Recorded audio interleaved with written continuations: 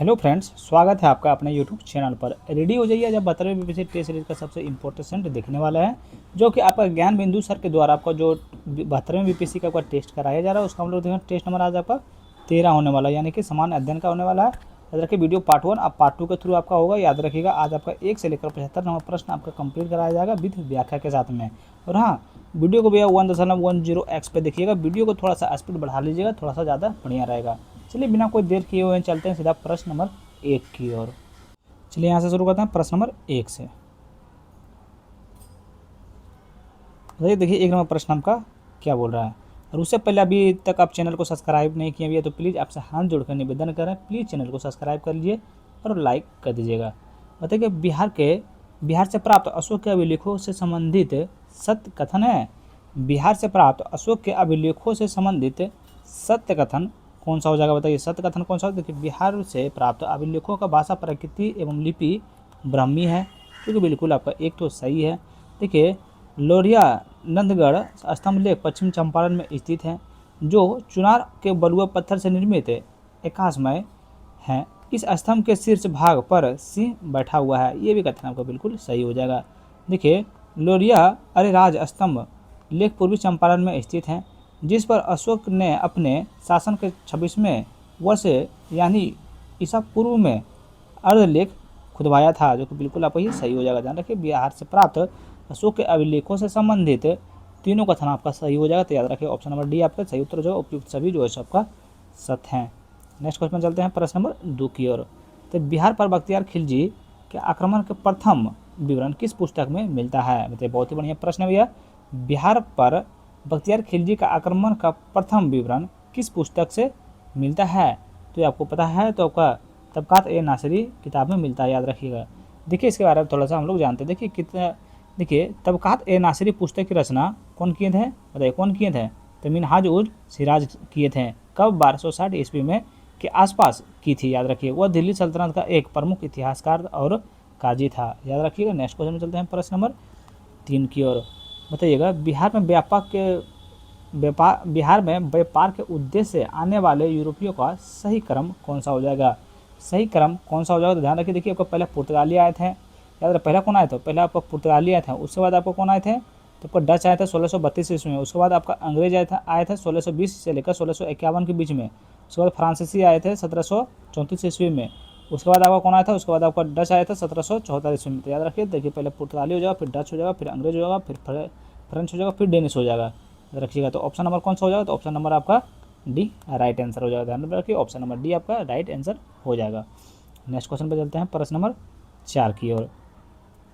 बताइए, कथन 1 है और कारण आर है। कथन 1 है और कारण आर है। ठीक है, कथन 1 में आपका क्या बोला? बिहार का विशाल उत्तरी मैदान में अत्यंत उपजाऊ क्षेत्र है और यहाँ खनिज तेल भंडार होने का संभावना है। क्या कथन 1 आपका सही हो जाएगा? तो कथन 1 आपका जो है बिल्कुल सत्य है। कारण आर में आपका है, इस क्षेत्र का निर्माण प्लिस्टासीन हेलोसीन काल में तैथिस सागर के अवसादों तथा गंगा व उसकी सहायक नदियों द्वारा लाए गए जड़ोर निक्षेपों से हुआ है। ये भी आपका बिल्कुल सही उत्तर हो जाएगा। इसका सही उत्तर क्या होता है? ए और आर आपका दोनों सत्य है। ए और आर आपका दोनों सत्य है और आर ए की सही व्याख्या करता है, इसलिए ऑप्शन नंबर ए आपका राइट आंसर हो जाएगा।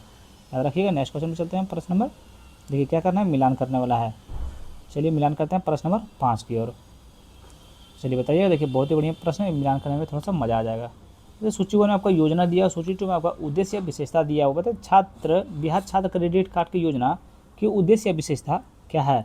जिसका आपका उद्देश्य विशेषता आपका हो जाएगा उच्च शिक्षा के लिए 4 लाख रुपये तक का ऋण प्रदान करना। याद रखिए, ये आपका 2 में हो जाएगा। देखिए, पत्रकार समान पेंशन योजना, इसका विशेष या उद्देश्य या विशेषता क्या है? तो इनका विशेषता आपका है अनुभव में वृद्धि, पत्रकारों 15,000 मासिक पेंशन देना। याद रखिएगा। देखिए, हर घर गंगा जल योजना, हर घर गंगा जल योजना जब किस में हो जाएगा? तो आपका 4 में हो जाएगा। राजगीर और गया जैसे शहरों में गंगा का पानी पहुंचाना। रखिएगा। देखिए, जल जीवन हरियाली अभियान, ये आपका 1 में हो जाएगा। पर्यावरण संरक्षण और वृक्षारोपण को बढ़ावा देना। याद रखिएगा। तो इसका सही उत्तर आपका ऑप्शन नंबर ए आपका राइट आंसर हो जाएगा। ध्यान रखिए, थोड़ा सा इसको आप लोग याद कर लीजिएगा। नेक्स्ट क्वेश्चन पर चलते हैं प्रश्न नंबर 6 की ओर। तो बिहार में पहली बार राष्ट्रपति शासन किस वर्ष लगाया गया था? सबको पता है भैया, इसका आंसर आपको देखिए हर बच्चा को पता है कि 1968 में लगाया गया था। देखिए बिहार में पहली बार राष्ट्रपति शासन 29 जून 1968 से 26 फरवरी 1969 तक कुल 242 दिनों के लिए लगाया था, ध्यान में रखिएगा। नेक्स्ट क्वेश्चन पे चलते हैं, प्रश्न नंबर 7 की ओर। बिहार आर्थिक सर्वेक्षण 2025-26 के अनुसार राज्य की आर्थिक वृद्धि दर के संदर्भ में निम्नलिखित कथनों पर विचार कीजिए। बिहार के आर्थिक सर्वेक्षण 2025-26 के अनुसार राज्य की आर्थिक वृद्धि दर के संदर्भ में निम्नलिखित कथनों पर विचार करना है और उपयुक्त में से कौन सा कथन आपका सही है ये आप लोग को बताना। देखिए कथन 1 में आपका बोल रहा है चालू कीमतों पर बिहार की आर्थिक वृद्धि दर 8.6% दर्ज की गई है। क्या कथन 1 आपका सही हो जाएगा? तो बताइएगा क्या कथन 1 आपका सही है? तो ध्यान रखिएगा कथन 1 आपका जो सो बिल्कुल सही नहीं है। कथन 2 में है स्थिर कीमतों पर बिहार के वास्तविक वृद्धि दर 13.1% रही है, जो कि बिल्कुल आपका गलत हो जाएगा। इसमें कोई भी सही नहीं है, तो ऑप्शन नंबर डी हो जाएगा आपका। ऑप्शन नंबर डी हो जाएगा, ना ही 1 ना ही 2, कोई भी आपका सही नहीं है। नेक्स्ट क्वेश्चन चलते हैं प्रश्न नंबर 8 की ओर। और अभी तक बताइए भैया चैनल को सब्सक्राइब किए हैं कि नहीं किए हैं? अगर नहीं किए तो प्लीज़ चैनल को सब्सक्राइब कर लीजिएगा। तो बताइए बिहार बजट 2026-27 के संदर्भ में राजकोषीय घाटे के बारे में निम्नलिखित कथनों पर विचार करते हुए सही विकल्प चुनें। तो बिहार बजट 2026-27 के संदर्भ में राजकोषीय घाटे के बारे में निम्नलिखित कथनों पर विचार करते हुए सही विकल्प चुनें। सही विकल्प को चुनना है कि एक वर्ष वित्तीय वर्ष 2026-27 के लिए बिहार का अनुमानित राजकोषीय घाटा सकल राज्य घरेलू उत्पाद GSDP का 2.99% है, जो कि कथन 1 आपका बिल्कुल सही हो जाएगा। कथन 2 में यह अनुमानित घाटा FRBM अधिनियम द्वारा निर्धारित 3% का अनिवार्य सीमा के भीतर है, जो कि बिल्कुल आपका ये भी सही हो जाएगा। हालांकि दोनों कथन सही हो जाएगा, तो ऑप्शन नंबर सी आपका राइट आंसर हो जाएगा। नेक्स्ट क्वेश्चन में चलते हैं प्रश्न नंबर 9 की ओर। तो बिहार के किस उत्पादक को सबसे पहले भौगोलिक संकेतक GI टैग प्रदान किया गया था? बिहार के किस उत्पादक को सबसे पहले भौगोलिक संकेतक GI टैग प्रदान किया गया था? तो आपका सूजनी कढ़ाई को आपका किया गया था। किसको? आपका सूजनी कढ़ाई को आपका सबसे पहले GI टैग प्रदान किया गया था। 10 नवंबर देखिए मार्च 2025 में नई दिल्ली में आयोजित ET गवर्नमेंट्स डिजिटैक अवार्ड्स में बिहार के किस डिजिटल पहल को स्वर्ण पदक गोल्डन अवार्ड्स से सम्मानित किया गया था? किसको गोल्डन अवार्ड से आपको सम्मानित किया गया था? तो आपका ध्यान में रखिएगा। देखिए बिहार कृषि ऐप को किया गया था और स्मार्ट प्रीपेड मीटर को किया गया था, याद रखिए। तो ऑप्शन नंबर सी आपका सही उत्तर हो जाएगा। दोनों का कथन आपका बिल्कुल सही है, दोनों को आपका गोल्डन अवार्ड से सम्मानित किया गया था। चलिए अगला 11 नंबर प्रश्न बताइएगा। बिहार के कृषि के संदर्भ में सीमांत और छोटे कृषक किन्हें कहा जाता है? बताइए कितना बढ़िया क्वेश्चन है, बताइएगा भैया। भारतीय कृषि के संदर्भ में सीमांत और छोटे कृषक किन्हें कहा जाता है? बताइएगा आपका किन्हें कहा जाता है। तो आप लोग को याद रखना है, देखिए कृषक जिनके पास कुल 2 हेक्टेयर से कम कृषि भूमि होती है उन्हें आपका क्या कहा जाता है? तो सीमांत और छोटे कृषक कहा जाता है, याद रखिएगा। नेक्स्ट क्वेश्चन में चलते हैं प्रश्न नंबर 12 की ओर। बताइए निम्नलिखित कथनों पर विचार कीजिए। उपयुक्त कथनों में से कौन सा कथन आपका गलत है ये आप लोग को बताना है, या सत्य है यानी कि कौन सा कथन गलत है ये आप लोग को बताना है। देखिए एक में आपका मोहम्मद यूनुस और उसके द्वारा स्थापित ग्रामीण बैंक को वर्ष 2016 में संयुक्त रूप से नोबेल शांति पुरस्कार से सम्मानित किया गया था, जो कि बिल्कुल कथन 1 आपका सही है। कथन 2 में है इनको माइक्रो क्रेडिट मॉडल बिना किसी सुरक्षा या गारंटी के गरीबों को छोटा ऋण प्रदान करने की आधारित हैं, जो कि बिल्कुल आपका ये सही हो जाएगा। 3 में हो जाएगा आपका। देखिए अगस्त 2024 में राजनीतिक संकट के बाद उन्हें बांग्लादेश का अंतरिम सरकार का मुख्य सलाहकार नियुक्त किया गया, जो कि बिल्कुल आपका ये भी सही हो जाएगा, याद रखिएगा। इसका सही उत्तर आपका कौन सा हो जाएगा? यहाँ पर देखिए तीनों आपका सही हो जाएगा, लेकिन इसका सही इसमें बोला था कौन सा कथन आपका गलत है, जिसमें आपका कोई भी गलत नहीं है। तो ऑप्शन नंबर डी आपका राइट आंसर हो जाएगा। नेक्स्ट क्वेश्चन में चलते हैं प्रश्न नंबर 13 की ओर। विकसित भारत रोजगार गारंटी और आजीविका मिशन ग्रामीण अधिनियम 2025 के संदर्भ में निम्नलिखित कथनों पर विचार कीजिए।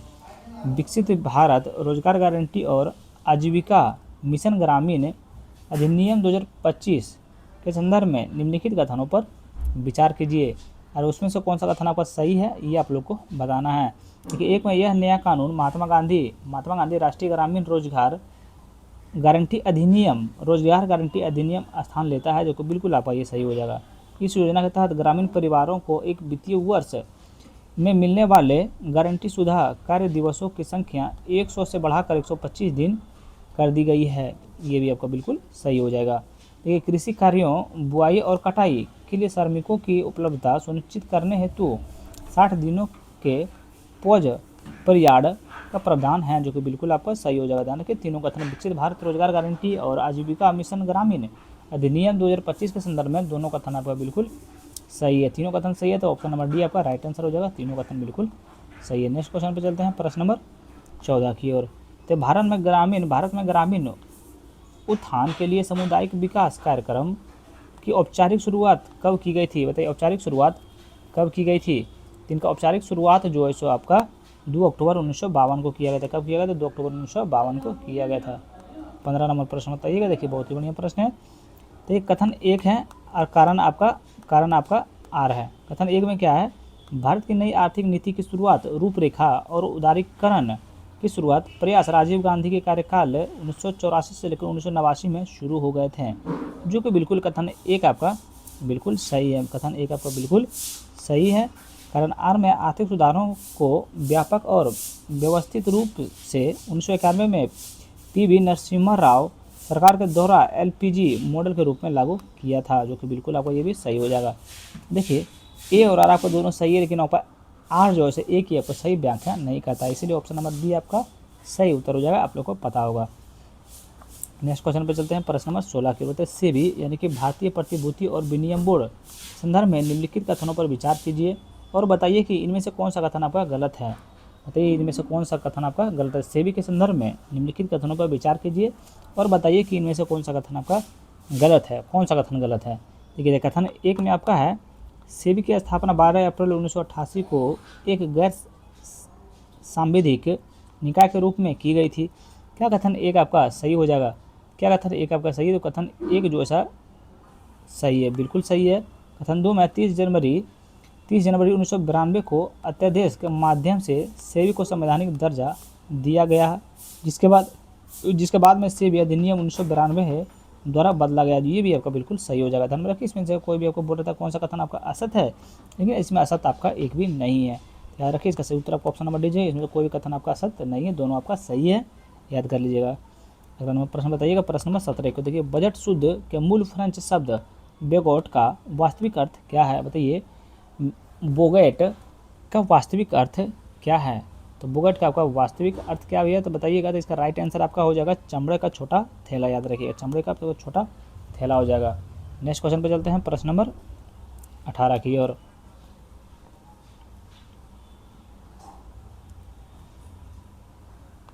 देखिए सूची 1 सूची 2 सूची 1 में क्या घाटे का प्रकार है, गणितीय सूत्र हैं। चलिए इसको भी आप लोग को खुद सॉल्व करना पड़ेगा। देखिए बजट घाटा, चलिए बताइए इसका गणितीय सूत्र क्या हो जाएगा। बजट घाटा का आपका, चलिए हम ही सॉल्व करते हैं इसका सही उत्तर क्या हो जाएगा। देखिए बजटीय घाटा का आपका हो जाएगा, याद रखिएगा बजटीय व्यय माइनस बजटीय प्राप्तियाँ, याद रखिएगा। देखिए राजस्व घाटा का आपका गणितीय सूत्र क्या हो जाएगा। तो इनका गणितीय सूत्र आपका हो जाएगा, ध्यान में रखिए। देखिए कुछ 4 में हो जाएगा, ये क्या है 4 में आपका राजस्व व्यय और राजस्व प्राप्तियाँ हो जाएगा। देखिए प्रभावी राजस्व घाटा का आपका सूत्र क्या, गणितीय सूत्र क्या हो जाएगा, आपको 2 में हो जाएगा राजस्व घाटा और पूंजीगत परिसंपत्तियों की सृजन के लिए अनुदान। ध्यान रखिए राजकोषीय घाटा का आपका हो जाएगा 1 में बजट घाटा प्लस उधारी, बाजार उधारी प्लस देयता, याद रखिएगा। इसका सही उत्तर आपका ऑप्शन नंबर बी हो जाएगा। आप लोग थोड़ा सा इसको ध्यान से देख लीजिएगा और याद कर लीजिएगा। अगला नंबर प्रश्न बताइए प्रश्न नंबर 19 की ओर। देखिए आर्थिक समीक्षा 2025-26 के अनुसार जोड़ी गई नवीकरणीय ऊर्जा क्षमता का मिलान करें। दिसंबर 2025 तक स्थिति के अनुसार सूची 1 में आपका क्या ऊर्जा का प्रकार है, स्थापित क्षमता GW है। तो इसका सही उत्तर आपका क्या हो जाएगा बताइएगा। चलिए इसका सौर ऊर्जा का स्थापित क्षमता कितना हो जाएगा बताइएगा। बहुत ही शानदार क्वेश्चन है ये आपका। देखिए ये आपका हो जाएगा आपका इसमें हो जाएगा, इसका आंसर देखिए क्या हो जाएगा। देखिए इसका आंसर भी हमको नहीं पता, प्लीज़ आप लोग एक बार हमको मिलान करके बता दीजिएगा। क्या कर रहे हैं, मिलान करके बताइएगा, ज़रूर बताइएगा भैया। देखिए हमको इतना नहीं पता चल रहा है।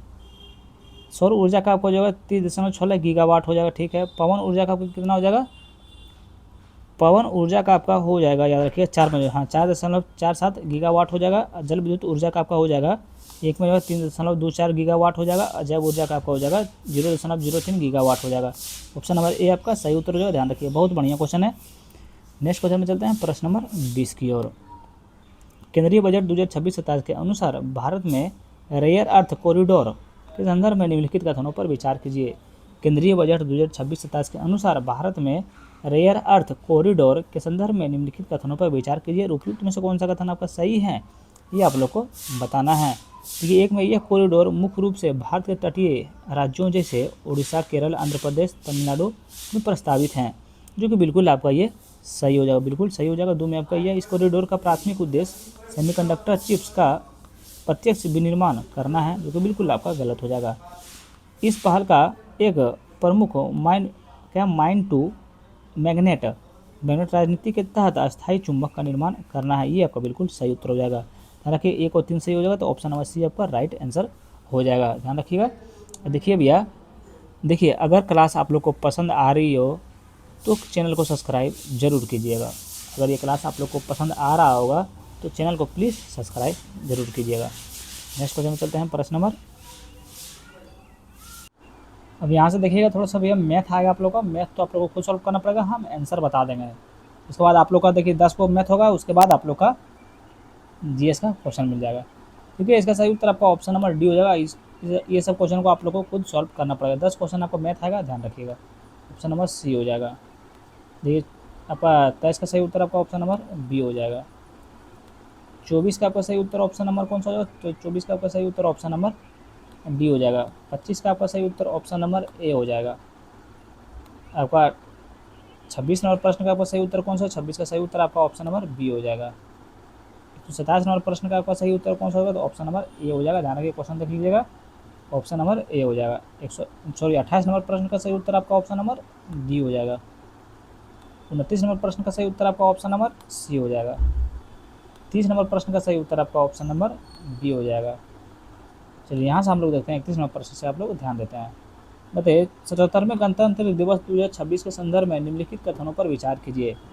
77वें गणतंत्र दिवस 2026 के संदर्भ में निम्नलिखित कथन पर विचार कीजिए। उपयुक्त में से कितना या कितने असत्य हैं? तो इसमें से कितना आपका जो है असत्य है, याद रखिएगा। देखिए, इस समारोह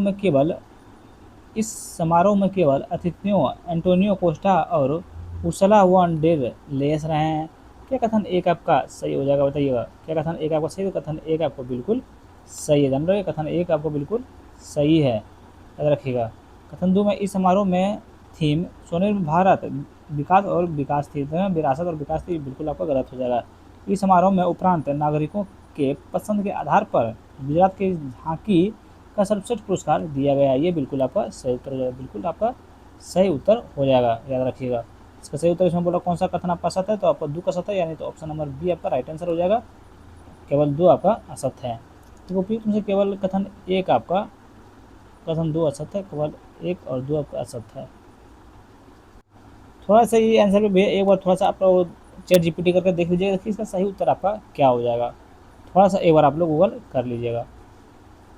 चलिए नेक्स्ट क्वेश्चन में चलते हैं, प्रश्न नंबर 32 की ओर। तो भारतीय विशिष्ट पहचान प्राधिकरण द्वारा जारी किए गए नए शुभंकर का नाम क्या है? नए शुभंकर का नाम आपका हम रखिए उदय है। क्या? तो नए शुभंकर का नाम आपका उदय है, याद रखिएगा। अगला 33वें प्रश्न, निम्नलिखित कथनों पर विचार कीजिए।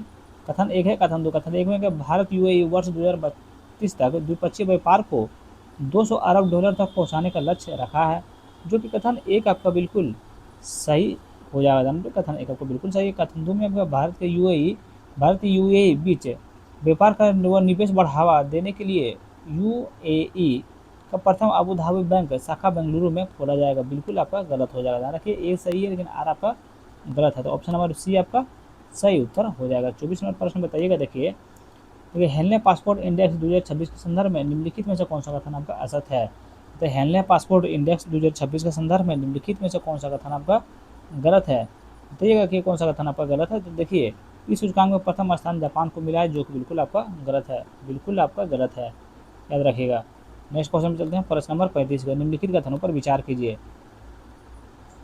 निम्नलिखित कथनों पर विचार कीजिए। बताइए उपयुक्त में से कौन सा कथन आपका सही है? कौन सा कथन सही है? तो कथन 1 में आपका है, विश्व का पहला निजी अंतरिक्ष स्टेशन अमेरिका कंपनी वास्टा स्थापित करेगी, जो कि बिल्कुल आपका सही हो जाएगा। विश्व का पहला निजी अंतरिक्ष स्टेशन का नाम हेवन 1 होगा, ये भी आपका बिल्कुल सही उत्तर होगा। ध्यान रखिए, ऑप्शन नंबर सी आपका राइट आंसर हो जाएगा। दोनों का कथन आपका बिल्कुल सही है। नेक्स्ट क्वेश्चन चलता है प्रश्न नंबर 36 को। नीति आयोग द्वारा जारी निर्यात तैयारी सूचकांक 2024 से बड़े राज्यों की सूची में कौन सा राज्य प्रथम स्थान पर है? कौन सा राज्य आपका प्रथम स्थान पर है? तो महाराष्ट्र जो है आपको प्रथम स्थान पर है, याद रखिएगा।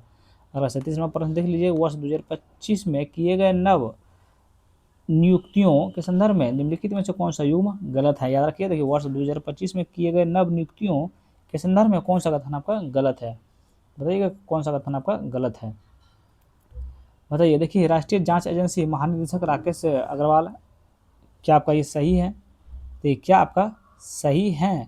तो याद रखिए, देखिए आपका बिल्कुल सही है। सीमा सुरक्षा बल महानिदेशक प्रवीण कुमार है, बिल्कुल सही है। भारतीय स्टेट बैंक के प्रबंधक निवेदक राजवीर रंजन है, बिल्कुल सही हो जाएगा। भारत तिब्बत सीमा पुलिस महानिदेशक उपेंद्र द्विवेदी है, जो कि बिल्कुल आपका गलत हो जाएगा। ध्यान रखिए, बिल्कुल आपका गलत हो जाएगा। देखिए, भारतीय तिब्बत सीमा पुलिस महानिदेशक आपका कौन है? तो आपका देखिए शत्रुजीत सिंह कूपर है, याद रखिएगा। 38 नंबर प्रश्न बताइएगा। वर्ष 2025 में निम्नलिखित में से किसे कीर्ति चक्र से सम्मानित किया गया है? बताइए, निम्नलिखित में वर्ष 2026 में निम्नलिखित में से किसे कीर्ति चक्र से सम्मानित किया गया है? तो आपका कीर्ति चक्र से आपका किसको सम्मानित किया गया है? तो देखिए आपका मेजर अर्शदीप सिंह को भी किया गया है, बिलेश्वर सुब्बा को किया गया है, ध्यान रखिएगा। प्रशांत बाल कृष्णन अय्यर को किया गया, ध्यान रखिए। इसका सही उत्तर आपको ऑप्शन नंबर डी हो जाएगा। इस सभी को जो है आपका कीर्ति चक्र से सम्मानित किया गया है। 39 नंबर प्रश्न बताइएगा। देखिए, पद्म विभूषण प्राप्त करता है आकार्य क्षेत्र है। बताइए, पी नारायण को आपका पद्म विभूषण मिला है, वो आपका किस क्षेत्र से है? इसमें बोला कि कौन सा युग्म आपका सुमेलित नहीं है, याद रखिए कौन सा आपका सही सुमेलित नहीं है। देखिएगा, ए में पी नारायण भारत पद्म विभूषण से सम्मानित किया, ये साहित्य एवं शिक्षा के क्षेत्र से है, बिल्कुल आपका सही है। के टी थॉमसन चिकित्सा क्षेत्र से, बिल्कुल आपका गलत हो जाएगा। धर्मेंद्र सिंह देओल कला के क्षेत्र में, तो ये आपका बिल्कुल सही सुमेलित हो जाएगा। बी एस अच्युतानंद सार्वजनिक मामले से, बिल्कुल आपका ये सही हो जाएगा, याद रखिए। इसका सही उत्तर आपको कौन सा हो जाएगा? धर्मेंद्र। देखिए आपका के टी थॉमस चिकित्सा के क्षेत्र से आपका नहीं है, के टी थॉमस आपका सार्वजनिक मामले से है। धर्मेंद्र कौन सा? सार्वजनिक मामले से हैं। 40वां प्रश्न बताइएगा। वर्ष 2026 में निम्नलिखित में से किस खिलाड़ी को पद्मश्री से अलंकृत नहीं किया गया? बताइए, वर्ष 2026 में निम्नलिखित में से किस खिलाड़ी को पद्मश्री से अलंकृत नहीं किया गया था? तो किसको अलंकृत नहीं किया गया था? तो याद रखिएगा, इसका सही उत्तर हो जाएगा मनु भाकर, याद रखिए मनु भाकर। देखिए, 2026 में पद्मश्री से अलंकृत खिलाड़ियों का शिक्षक की सूची में मनु भाकर शामिल नहीं है, याद रखिए। नेक्स्ट क्वेश्चन चलते हैं प्रश्न नंबर 41 की ओर। 3.1 पेटाफ्लॉप 3.A पेटाफ्लॉप की क्षमता वाले स्वदेशी सुपर कंप्यूटर का परम शक्ति का अनावरण कहाँ किया गया है? इनका अनावरण आपका कहाँ किया गया है? तो इनका अनावरण जो है सब IIT मद्रास में किया गया। कहाँ किया गया था? IIT मद्रास में किया गया है। बताइए, पंखुड़ी पोर्टल का शुभारंभ किसने किया है? बताइए, पंखुड़ी पोर्टल का शुभारंभ किसने किया है? तो किसने किया है? तो ये आपका किए हैं, ध्यान रखिए, महिला एवं बाल विकास कल्याण मंत्रालय किए हैं, याद रखिए। ऑप्शन नंबर बी आपका सही उत्तर हो जाएगा। बहुत ईजी क्वेश्चन था। अगला देखिए, रामसर स्थल है और राज्य है, इसमें बोला कौन से कितने युग्म आपका सही सुमिलित हैं? कितने युग्म आपका सही सुमिलित हैं? देखिए, छारी डांड गुजरात, बिल्कुल आपका सही सुमिलित है। पटना पक्षी अभ्यारण्य उत्तर प्रदेश, बिल्कुल सही है। कोपरा जलाशय छत्तीसगढ़ आपका बिल्कुल सही है। तीनों का तन आपका जो है बिल्कुल सही है, याद रखिए। बहुत आसान क्वेश्चन था। बताइए, बिना डंक वाली मधुमक्खियों को कानूनी अधिकार देने वाला विश्व का पहला देश कौन है? पहला देश आपका कौन है? तो पहला देश आपका जो है पेरू है। कौन सा? आपका पेरू है। देखिए, दक्षिण अमेरिका देश पेरू अमेजन को बिना डंक वाली मधुमक्खियों को कानूनी मान्यता देने वाले विश्व का पहला देश बन गया है। 45 नंबर पर देखिए, नीति आयोग ने किसे भारत के अदरक राजधानी घोषित किया है? नीति आयोग ने किसे भारत के अदरक राजधानी घोषित किया है? किसे अब अदरक राजधानी घोषित किए हैं? तो ये आपका किए हैं मिजोरम को, ध्यान में रखिए। मिजोरम का आपका जो है अदरक राजधानी घोषित किए हैं, याद रखिएगा। अगला नंबर प्रश्न आता है प्रश्न नंबर 46 की ओर। नीति आयोग द्वारा जारी उच्च शिक्षा अंतर्राष्ट्रीयकरण पर रिपोर्ट 2025 के संदर्भ में निम्नलिखित में से कौन सा कथन गलत है? निम्नलिखित में से कौन सा कथन आपका गलत है? तो याद रखिएगा, देखिए उपयुक्त में से कोई भी कथन इसमें गलत आपका नहीं है, याद रखिए। देखिए, वर्ष 2024 में लगभग 13 लाख विद्यार्थी विदेश गए, जो कि बिल्कुल सही है। 2025 तक विदेशी शिक्षा पर व्यय 6.2 लाख करोड़ के अनुमानित है, बिल्कुल सही है। भारत 2047 तक 7.89 लाख से 13 लाख अंतर्राष्ट्रीय छात्रों को आकर्षित करने का लक्ष्य रखता है, जो कि बिल्कुल आपका सही हो जाएगा। ध्यान में रखिए, इसमें बोला था कौन सा कथन आपका गलत है, लेकिन इसमें कोई भी आपका गलत नहीं है, याद रखिएगा। नेक्स्ट क्वेश्चन में चलते हैं प्रश्न नंबर 47 की ओर। भारत का वर्तमान मुख्य सूचना आयुक्त कौन है? कौन है? तो ये आपका है, ध्यान में रखिए, राजा कुमार गोयल है, याद रखिएगा। वर्तमान में भारत में मुख्य सूचना आयुक्त आपका राजकुमार गोयल हैं। 48वां प्रश्न देखिए, बुनियादी पशुपालन संख्या के 2025 के संदर्भ में निम्नलिखित कथनों में से असत्य कथन का चयन करें। असत्य कथन का चयन करें। भारत विश्व का सबसे बड़ा अंडा उत्पादक है, जो कि बिल्कुल आपका ये गलत है। ध्यान रखिए, बिल्कुल आपका गलत है। ये आपका पहला नहीं होगा, दूसरा होगा, शायद आपका दूसरा आपका सही उत्तर हो जाएगा। चलिए नेक्स्ट क्वेश्चन चलते हैं। देखिए, विश्व में भारत सबसे बड़ा दूध उत्पादक है, याद रखिए, दूध उत्पादक सबसे बड़ा है। दूध उत्पादन में आपका सबसे बड़ा है। भारत में विश्व का चौथा सबसे बड़ा मांस उत्पादकता है, बिल्कुल सही हो जाएगा। भारत का सबसे बड़ा ऊन उत्पादक राज्य राजस्थान है, बिल्कुल आपका सही हो जाएगा, याद रखिएगा। देखिए, विश्व के अंडा उत्पादक में आपका क्या बोले थे कि अगर विश्व का सब, देखिए अंडा उत्पादक में आंध्र प्रदेश राज्य आपका सबसे आगे है। कौन सा है? आंध्र प्रदेश आगे हैं। नेक्स्ट क्वेश्चन में चलते हैं, प्रश्न नंबर 49 के बाद, निम्नलिखित कथनों पर विचार कीजिए, सही सहायता से सही उत्तर को चुनिए। कूट की सहायता से सही उत्तर को चुनिए, सही उत्तर को चुनिए। देखिए, एक में आपका यह भारत का पहला स्वदेशी प्रदूषक नियंत्रण पोत समुद्र प्रपात है। दूसरा में आपका पोत का समुद्र प्रपात का निर्माण Gordon shipyard and engineers limited Kolkata ने किया है। कोलकाता ने आपका किया है, ध्यान रखिए। देखिए, कथन एक तो आपका बिल्कुल सही है, कथन एक आपका बिल्कुल, लेकिन दो आपका बिल्कुल गलत हो जाएगा। दो आपका बिल्कुल गलत हो जाएगा। इसका सही उत्तर कौन होगा? एक सही है, दो गलत है। एक सही है किंतु दो गलत है, तो ऑप्शन नंबर ए आपका सही उत्तर हो जाएगा। अगला 50वां प्रश्न बताइए, भारत के अस्कोपिर्न, देखिए भारत के अस्कोपिर्न श्रेणी में पनडुब्बियों के रख रखाव के लिए किस देश के साथ समझौता ज्ञापन हस्ताक्षर किया है? किस देश के साथ में आपका समझौता ज्ञापन हस्ताक्षर किए हैं?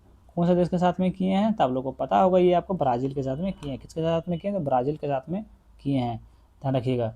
चलिए, अगर वीडियो क्लास आप लोग को अच्छा लग रहा हो भैया तो चैनल को जरूर सब्सक्राइब कीजिएगा, जरूर सब्सक्राइब कीजिएगा भैया।